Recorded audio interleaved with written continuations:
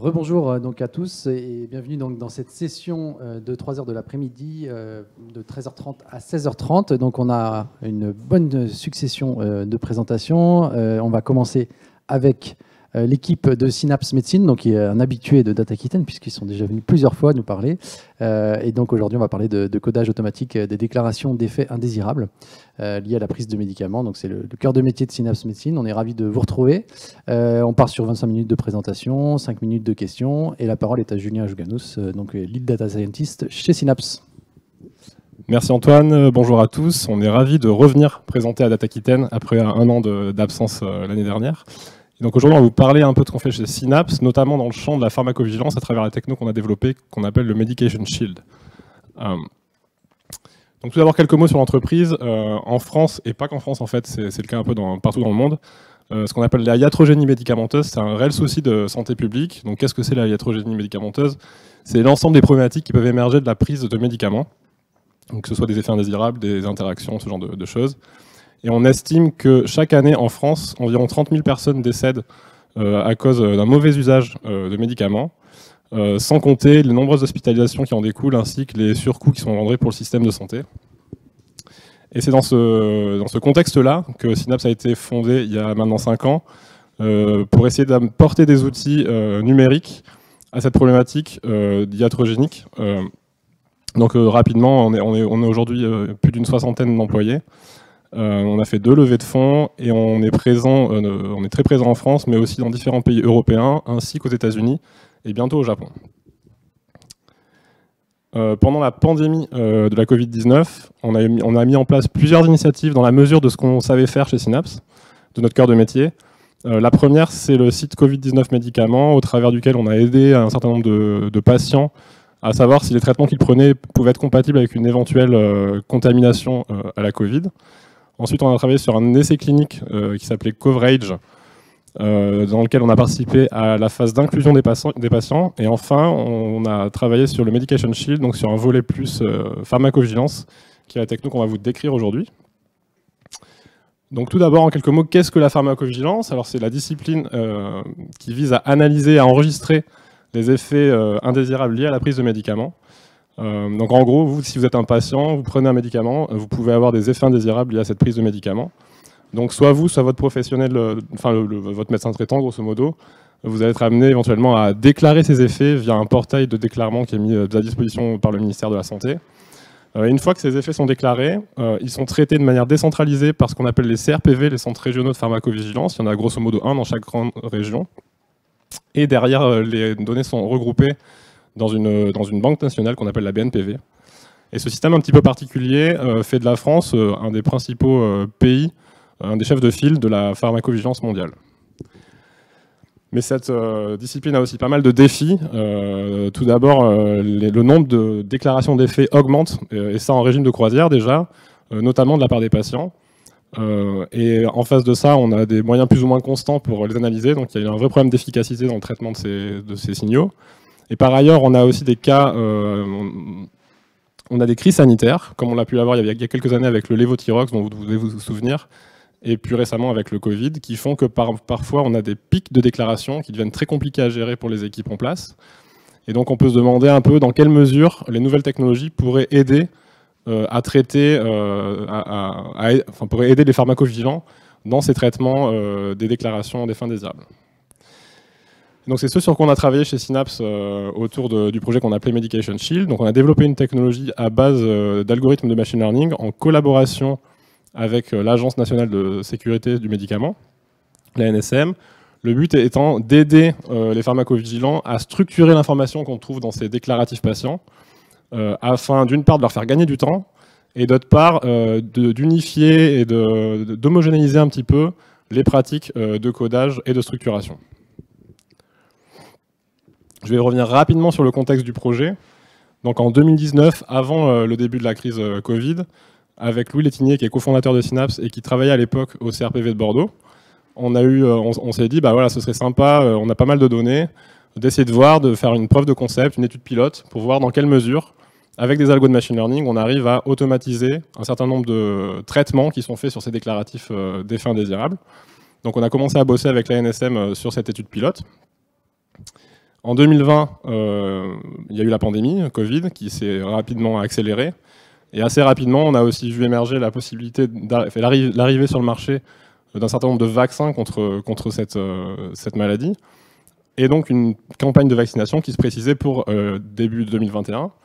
Et donc fin 2020, on a été sollicité par la NSM pour passer à l'échelle, réentraîner nos modèles, transformer un peu notre preuve de concept en quelque chose d'industrialisable et mettre ça en production en même temps que le début de la campagne de vaccination pour justement aider les pharmacovigilants à faire face à une augmentation attendue des déclarations. En quelques mots, que fait notre technologie? On reviendra dessus dans les détails, bien sûr, avec ce que vont expliquer Axel et Romain par la suite. Là, on peut s'attarder sur les points 2 et 3. Donc, principalement, ce qu'on va faire, nous, c'est essayer de détecter les effets indésirables dans du narratif patient, donc dans du texte libre qui est écrit par des patients, mais aussi dans un certain nombre de champs plus ou moins structurés, et de les coder dans une terminologie qu'on appelle la MEDRA, qui est communément utilisée de manière internationale pour tout ce qui est justement pharmacovigilance et qui regroupe un petit peu tout ce qui est symptômes et maladies. Et d'autre part, on va essayer de détecter les cas graves. Donc c'est une classification binaire cette fois. Et pour chacun, on va dire est-ce qu'il est grave ou non grave, et pareil sur le même type de features qu'on va utiliser. Donc vous avez un cas un petit peu qui récapitule ça sur la droite, où on va tout d'abord essayer de comprendre dans le texte quels sont les effets. Donc ici on trouve qu'on a des céphalées, des insomnies. Et ensuite, en bout de traitement, on va donner un diagnostic de gravité sur le cas. Voilà un petit peu à quoi ressemble le pipeline global. Donc, une fois que l'effet est déclaré par un patient dans le portail de signalement, il y a un PDF qui va être généré. Nous, on va aller extraire des données de ce PDF, les features qu'on va donner à notre modèle. On va faire une préannotation des termes MEDRA, donc des effets indésirables d'une part et de la gravité d'autre part. On va proposer ça à validation par un pharmacovigilant qui va donc soit valider en l'état, soit corriger. Derrière, c'est versé dans la BNPV, dans la base nationale. Et nous, en Bootly, on récupère les annotations qui ont été corrigées éventuellement pour réentraîner nos modèles. Donc on bénéficie de cette boucle de rétroaction qui nous permet de continuer d'améliorer nos modèles en continu. Je vais vous parler rapidement maintenant du jeu de données. Alors ce que vous voyez sur la droite, c'est le portail tel qu'il existe actuellement et qui permet de déclarer les effets indésirables. Donc on a des champs plus ou moins structurés au début, et après on a des cases qui permettent de rentrer du texte libre. C'est ces données-là que nous on va aller exploiter ensuite pour essayer de détecter les effets indésirables. Donc la déclaration se fait via ce portail. Ensuite, un PDF est généré et va être envoyé au pharmacovigilant. Il y a une annotation qui est faite dans la base nationale de pharmacovigilance. Le premier problème qu'on a rencontré, c'est qu'il n'y a pas de clé de jointure entre les PDF d'une part qui contiennent les features qu'on a envie de donner à nos modèles, et les annotations d'autre part qui sont à la base de pharmacovigilance, qui sont grosso modo les tags qu'on a envie de prédire. Donc en fait, on a un X, un Y, mais on ne sait pas quelle ligne du X relie à quelle ligne du Y, pour le dire un peu vite, quoi. Donc on a eu un premier problème qui a été de réapparier les datasets pour être capable d'entraîner des modèles. Ici, vous avez des données un peu plus quantitatives sur notre jeu de données. Donc au moment de l'étude pilote en 2019, on a travaillé avec 2000 cas émanant du CRPV de Bordeaux. On a complété ce dataset avec 200 cas qu'on a utilisé pour faire une validation externe qui venait du CRPV de Marseille. En janvier 2021, donc il y a un petit peu plus d'un an au moment de la mise en production de l'algorithme, on avait pu réentraîner tous nos modèles en quelques semaines même sur environ 12 000 cas, là qui venaient de tous les CRPV de France. Et aujourd'hui, grâce à la mise en place de cette boucle de rétroaction et à la récupération continue des cas, on travaille avec un peu plus de 25 000 cas, dont 50%, la moitié à peu près, représentent des cas suite à une vaccination Covid. Et globalement, on a à peu près 5% de cas graves pour ce qui est de la tâche binaire de classification de la gravité. Et là, je vais finir avec un petit exemple de cas, tels qu'ils se présentent à nous, une fois qu'on l'a extrait du PDF. Donc on a un certain nombre de données au début sur le patient et sur les médicaments qui sont soupçonnés d'avoir provoqué l'effet indésirable. Et ensuite, on retrouve à la fin le descriptif des effets indésirables qui, là, pour le coup, est vraiment en langage patient. Donc c'est vraiment du langage naturel, tel qu'un patient pourrait le déclarer avec ses mots, quoi. Et je vais passer la parole à Axel pour la suite.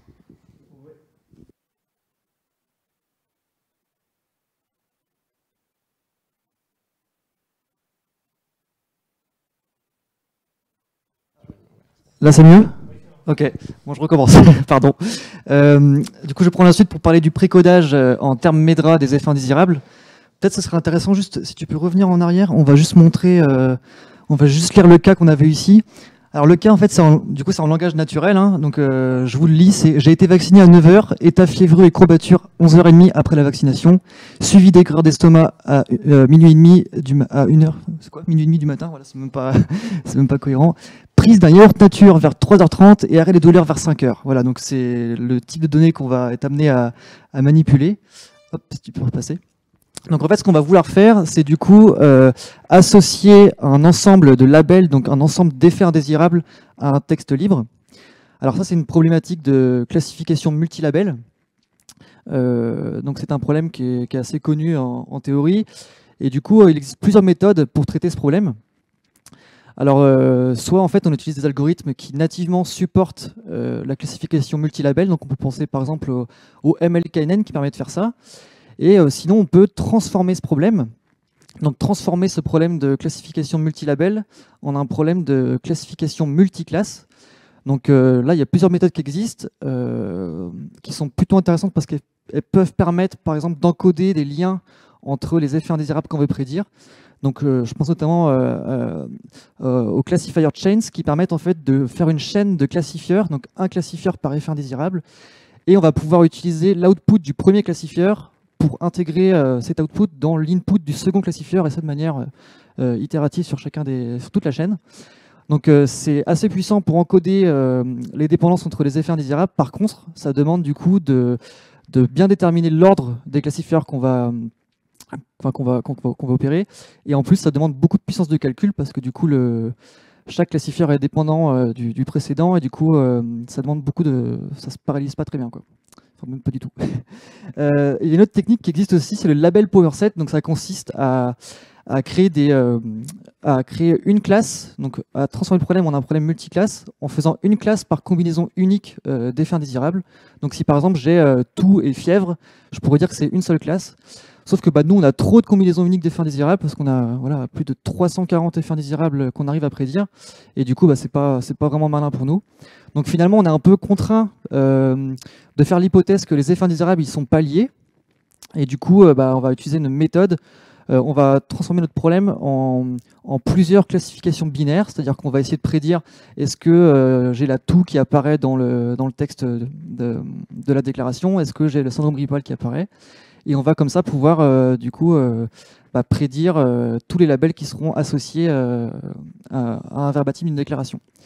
Alors l'autre problématique aussi, c'est que c'est assez compliqué finalement quand on est dans un problème de classif multilabel d'analyser les prédictions et de les comparer avec la vérité terrain, parce que du coup, en fait, on a aucune notion de position dans le texte par exemple, si j'ai mal à la tête et j'ai eu de la toux, et que les vrais tags c'est toux et céphalée, et c'est compliqué de savoir à quel mot dans le verbatim on associe la céphalée, par exemple.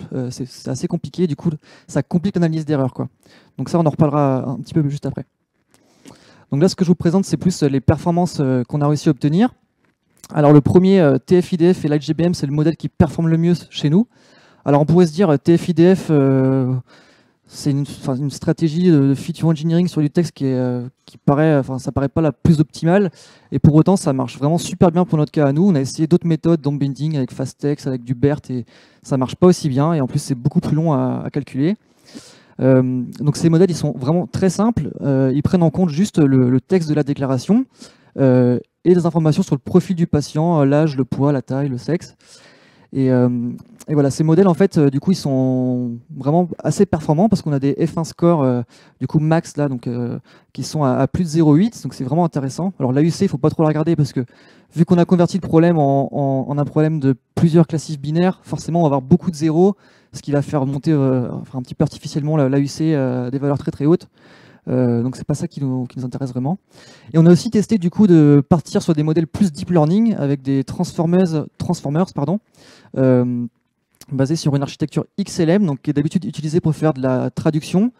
Et donc cette architecture-là, on a pu lui câbler une tête de classification multilabel en fin de sortie, en sortie. Et juste avec le texte, on arrive à avoir des perfs qui sont presque ISO avec notre meilleur modèle.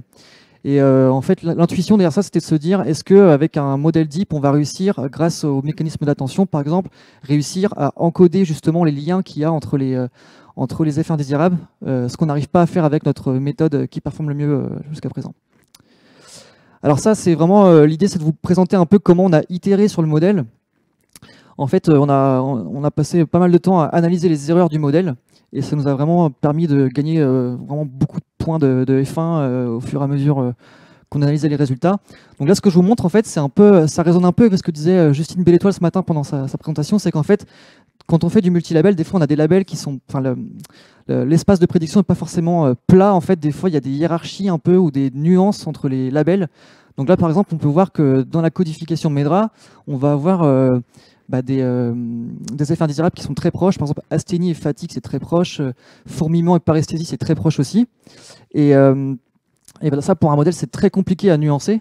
Nous, on a la chance du coup chez Synapse d'avoir plein d'experts médicaux et qui ont pu nous aider du coup à prioriser et à déterminer quels seront en fait les effets indésirables qu'on souhaite vraiment cibler. Et ça nous a permis vraiment de gagner beaucoup de points de performance et d'éviter au modèle de se disperser dans trop d'effets indésirables à prédire. Alors ça, c'est justement un exemple concret de ce qui se passe. Donc en fait, en X, en abscisse, vous avez les centres régionaux de pharmacovigilance. En Y, vous avez la fréquence. Et ce que je vous montre là, en fait, c'est que, par exemple, il y a des CRPV, pour parler de la perte de cheveux, ils vont utiliser l'alopécie diffuse. Donc c'est ce qu'on voit en haut à droite, là, le carré rose foncé. Et ils utilisent très peu alopécie, alors que le CRPV d'à côté, eux, ils vont surtout dire alopécie et presque pas alopécie diffuse. Donc en fait, ça montre que c'est un peu les vases communicants et qu'entre les deux, voilà, les humains, c'est un peu subjectif la façon dont ils annotent, quoi. Il y a aussi un dernier aspect, c'est qu'en fait, les tags, les effets indésirables, on peut les regrouper. Donc il y a quand même une espèce de hiérarchie dans ces effets indésirables. Il y a eu des règles qui avaient été fournies au CRPV. On disait aux pharmacologues en fait que s'ils avaient 2 effets indésirables ou plus parmi cette liste-là, donc de frisson, fièvre, arthralgie, céphalée, fatigue, malaise, myalgie, et du coup il fallait qu'ils codent le cas en syndrome grippal. Et ça, du coup, c'est assez compliqué pour un modèle de comprendre le fait que quand on a plusieurs labels qui sont couplés ensemble, alors il faut prédire un autre label, surtout quand on a fait une stratégie de dire que les effets indésirables étaient indépendants entre eux. Voilà. Donc du coup, c'est pour ça qu'il faut analyser ces erreurs et on comprend pourquoi des fois le modèle se disperse, quoi. Alors ça, c'est un petit bonus cadeau pour tout le monde. C'est une petite découverte que j'ai faite et qui m'a un peu étonné, c'est qu'en fait, je me suis dit, je vais essayer de prendre un modèle de génération de texte. Donc là, c'était GPT-2 en l'occurrence. Et donc c'était vraiment un petit truc que j'ai essayé comme ça, c'était de créer un template où je mettais début du texte, je mettais verbatim 2 points avec le texte de la déclaration. Ensuite, je mettais tag 2 points et je concaténais les effets indésirables et je mettais fin du texte. Et en fait, j'ai essayé de fine-tuner un GPT-2 avec ce texte, donc avec ces exemples comme ça. Et donc j'ai juste fait un époque, donc vraiment ça m'a pris une demi-heure à faire tourner le modèle.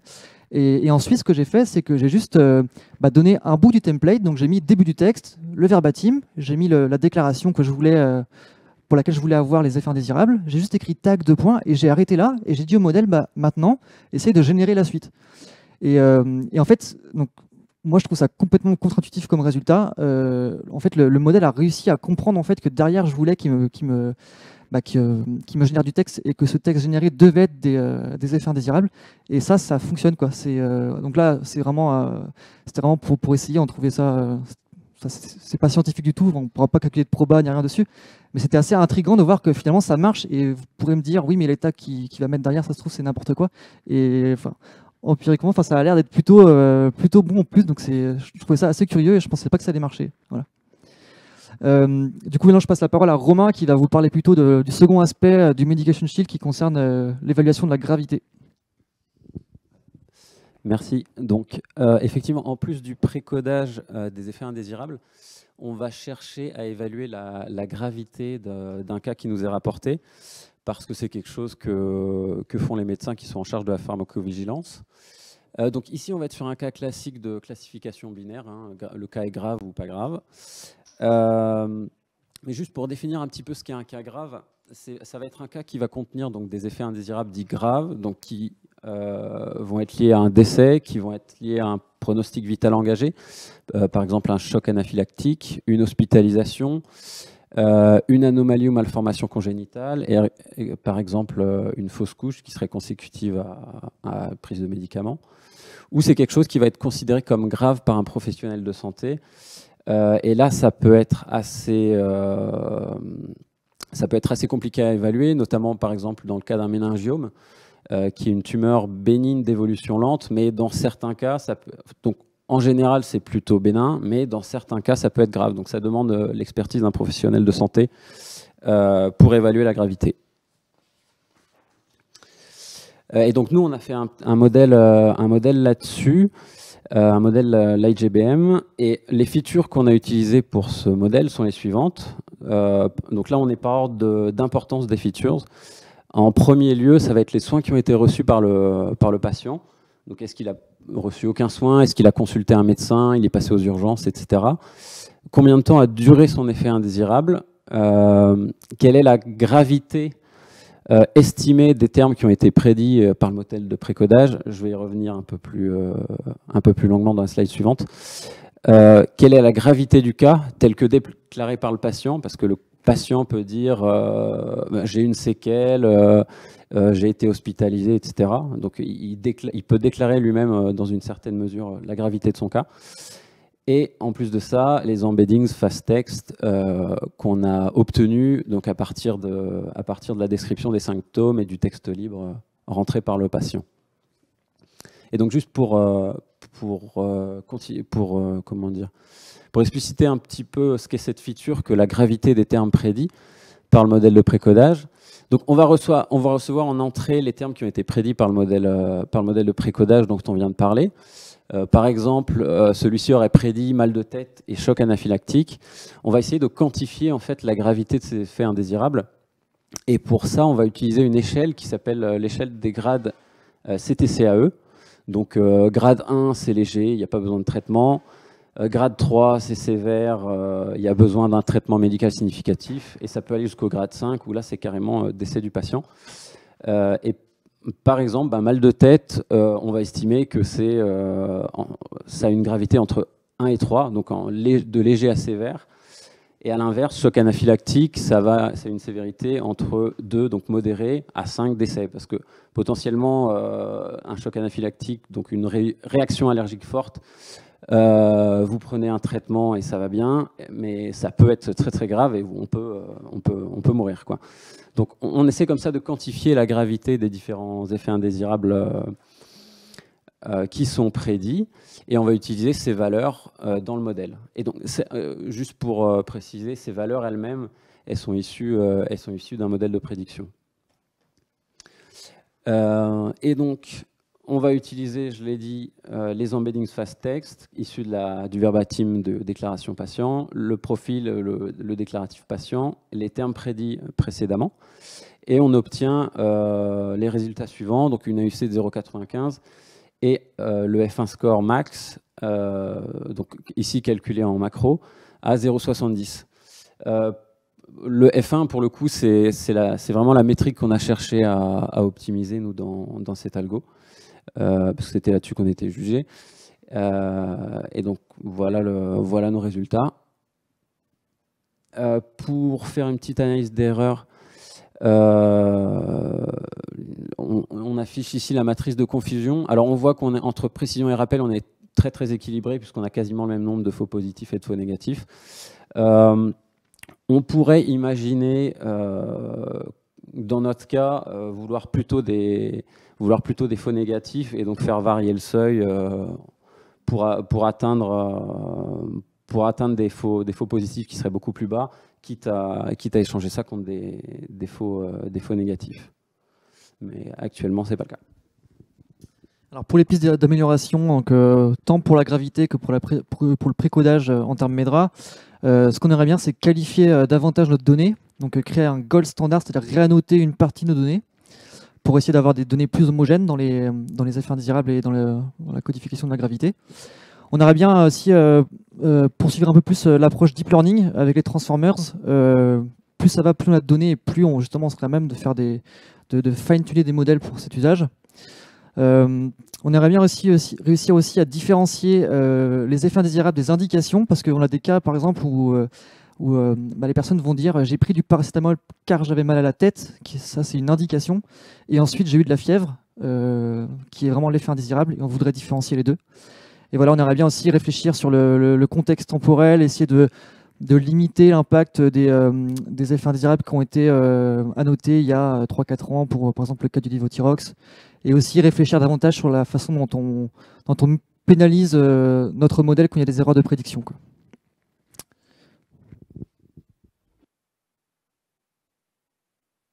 On me dit dans l'oreillette que c'est bientôt la fin, donc je vais faire une conclusion rapide. Donc ce système dont on vous a parlé étant... Ce système qu'on vient de vous présenter est en production depuis un peu plus d'1 an maintenant, et en fait tous les déclaratifs des fins indésirables patients sont pré-traités par ce système-là. Il y a bien sûr encore plein de pistes d'amélioration comme l'a dit Axel, et juste en conclusion, si ça vous intéresse d'en savoir plus, on a un papier qui est sorti dans CPT qui est une bonne revue de pharmaco, donc je vous invite à aller le lire. Et merci pour votre attention, et bien sûr si vous avez des questions, on se fera un plaisir d'y répondre.